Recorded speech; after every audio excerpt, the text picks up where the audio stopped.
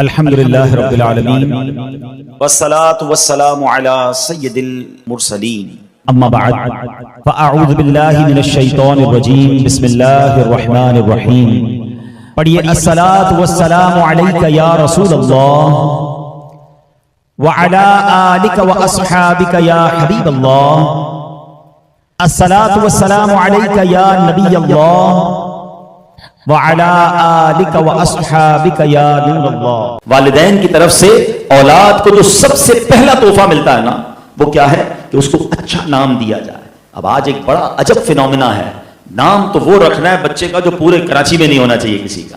یہ پتہ نہیں کدھر سے لوگوں کے دماغ میں پھنس گیا ہے کہ بھائی نیا نام ہونا چاہیے۔ ارے اللہ کے بندو، اتنے پیارے پیارے نام موجود ہیں، اللہ کے نام ہیں، اللہ کے نبی کے نام ہیں، صحابہ کے نام ہیں، اولیاء کے نام ہیں، برکت والے نام رکھو۔ کہ نہیں، نام وہ بتاؤ جو کہیں نہ ہو۔ اچھا، پھر وہ یونیک کے چکر میں ایسے نام رکھتے ہیں کہ جس کا نہ کوئی معنی ہوتا ہے نہ کوئی سر پیر ہوتا ہے۔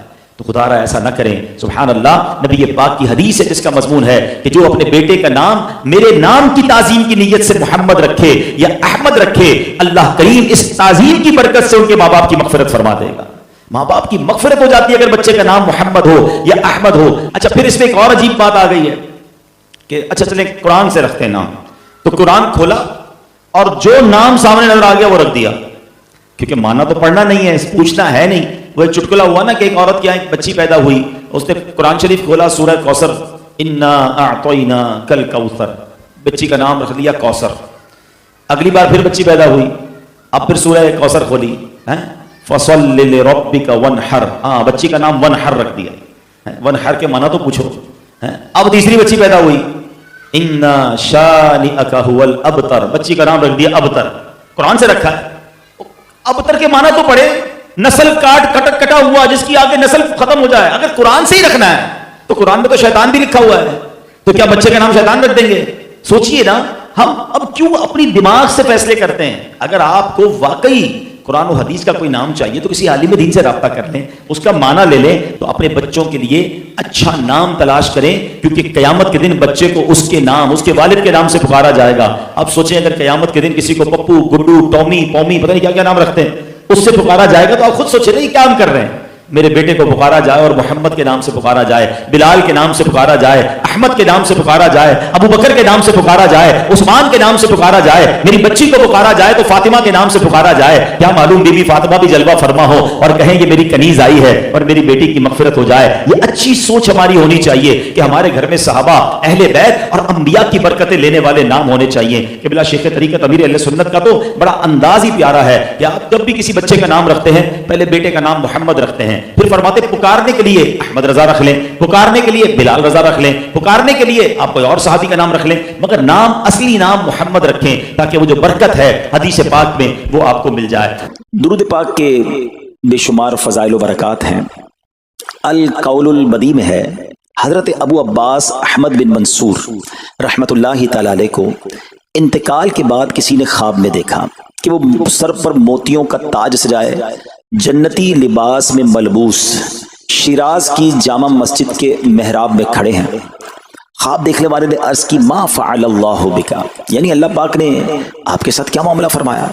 تو فرمایا کہ میں کثرت سے درود شریف پڑھا کرتا تھا، یہی عمل کام آ گیا، اللہ پاک نے میری مغفرت فرما دی اور مجھے تاج پہنا کر جنت میں داخل کر دیا۔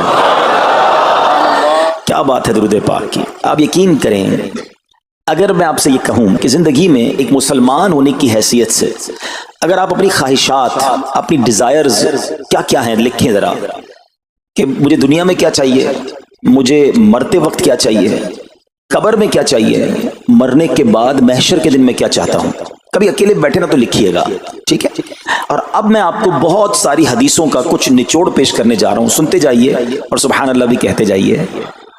اگر آپ روزی میں برکت چاہتے ہیں تو درود پاک پڑھیے، اگر آپ بیماری سے شفا چاہتے ہیں تو درود پاک پڑھیے، اگر آپ ذلت و رسوائی سے بچنا چاہتے ہیں تو درود پاک پڑھیے، اگر آپ عزت میں اضافہ چاہتے ہیں تو درود پاک پڑھیے، آپ مصیبتوں اور پریشانیوں سے بچنا چاہتے ہیں تو درود پاک پڑھیے، مرتے وقت کلمہ پڑھنا چاہتے ہیں تو درود پاک پڑھیے، مرتے وقت آقا کا دیدار کرنا چاہتے ہیں تو درود پاک پڑھیے، آپ یہ چاہتے ہیں کہ آقا اپنے مبارک ہاتھوں سے قبر میں اتاریں تو درود پاک پڑھیے، اپنی قبر کو نور مصطفیٰ سے جگمگانا چاہتے ہیں تو درود پاک پڑھیے، قیامت کے دن نبی پاک کے پرچم تلے اٹھنا چاہتے ہیں تو درود پاک پڑھیے، آقا کے ہاتھوں جام کوثر پینا چاہتے ہیں تو درود پاک پڑھیے، اور سنیے آقا کے ساتھ جنت میں جانا چاہتے ہیں تو درود پاک پڑھیے، مدینے جانا چاہتے ہیں، بار بار جانا چاہتے ہیں تو درود پاک پڑھیے، اور زندگی میں دیدار مصطفیٰ کرنا چاہتے ہیں تو درود پاک پڑھیے۔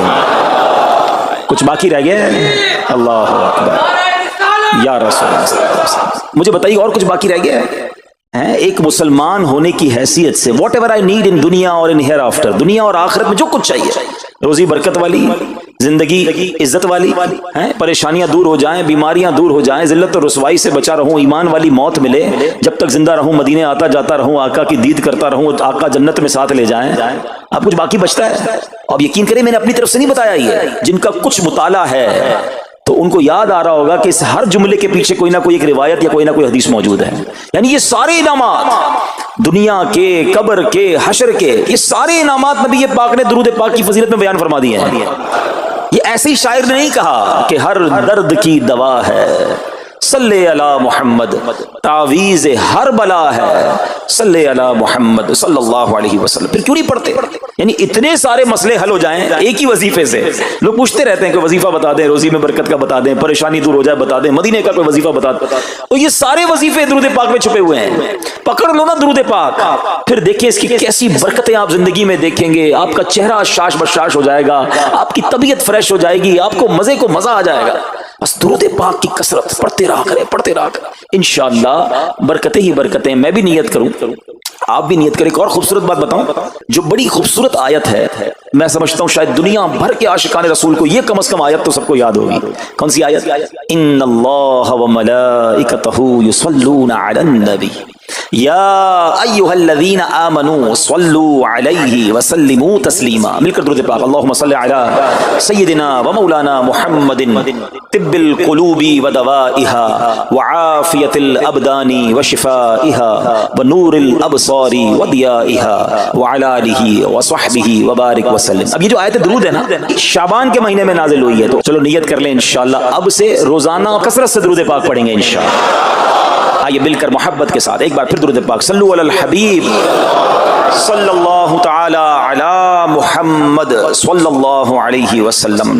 مشہور صحابی حضرت ابو ہریرہ رضی اللہ تعالیٰ عنہ فرماتے ہیں کہ ایک مرتبہ میں رسول اکرم نور مجسم صلی اللہ تعالی علیہ وآلہ وسلم کی اقتداء میں نماز عشاء پڑھ کر واپس جا رہا تھا۔ میں نے دیکھا کہ ایک عورت اپنے آپ کو پوری طرح ڈھانپ کر سڑک کے ایک کنارے پر کھڑی ہے، اور اس نے مجھے پکارا کہ اے ابو ہریرہ ذرا میری بات سنو۔ آپ کہتے ہیں میں قریب گیا، میں خلاصہ عرض کر رہا ہوں، تو اس عورت نے کہا کہ مجھ سے بہت بڑا گناہ ہو گیا ہے، کیا میری توبہ قبول ہوگی؟ حضرت ابو ہریرہ نے اس سے سوال کیا کہ کیا گناہ ہو گیا؟ اس نے گناہ کی تفصیل بتائی، کافی بڑا گناہ تھا۔ آپ نے کہا کہ تو ہلاک ہو گئی اور تو نے دوسروں کو بھی ہلاکت میں ڈال دیا، اتنا بڑا گناہ کیا، اب تم توبہ کی امید رکھتی ہو؟ اللہ پاک کی قسم تیری توبہ قبول نہیں ہوگی۔ جب آپ نے یہ کہا تو وہ عورت خوف خدا سے کانپنے لگی، اور اتنا زور سے کانپی کہ کانپتے کانپتے وہ بے ہوش ہو گئی۔ آپ نبی پاک کی بارگاہ میں آ گئے۔ اب آپ کو خیال آیا کہ یار میں نے اس کو کہہ تو دیا، مگر میں نے اللہ کے نبی صلی اللہ علیہ وسلم سے مشورہ تو نہیں کیا، پیارے آقا سے پوچھا تو نہیں۔ اب آپ نبی پاک علیہ السلام کی بارگاہ میں آئے اور آقا سے عرض کی کہ حضور ایسا ایسا ہوا، اور ایک عورت مجھے ملی اور اس نے مجھے اپنا گناہ بتایا۔ میں نے کہا اتنا بڑا گناہ، اب تیری توبہ قبول نہیں ہوگی۔ اللہ اکبر۔ جب نبی رحمت شفیع امت صلی اللہ تعالی علیہ وسلم نے یہ بات سنی تو فرمایا انا للہ و انا الیہ راجعون۔ اے ابو ہریرہ تو خود بھی ہلاک ہوا اور تم نے اس عورت کو بھی ہلاکت میں ڈالا، کیا تمہیں اللہ پاک کا یہ فرمان یاد نہیں؟ پھر نبی پاک علیہ السلام نے قرآن مجید فرقان حمید کی یہ آیت تلاوت کی، ذرا غور سے تلاوت سنیے گا۔ اللہ کریم ارشاد فرماتا ہے بسم اللہ الرحمن الرحیم الا من تاب وآمن وعمل عملا صالحا فأولئک يبدل الله سيئاتهم حسنات وكان الله غفورا رحيما۔ ترجمہ کنز العرفان، مگر جو توبہ کرے اور ایمان لائے اور اچھا کام کرے تو ایسوں کی برائیوں کو اللہ نیکیوں سے بدل دے گا، اور اللہ بخشنے والا مہربان ہے۔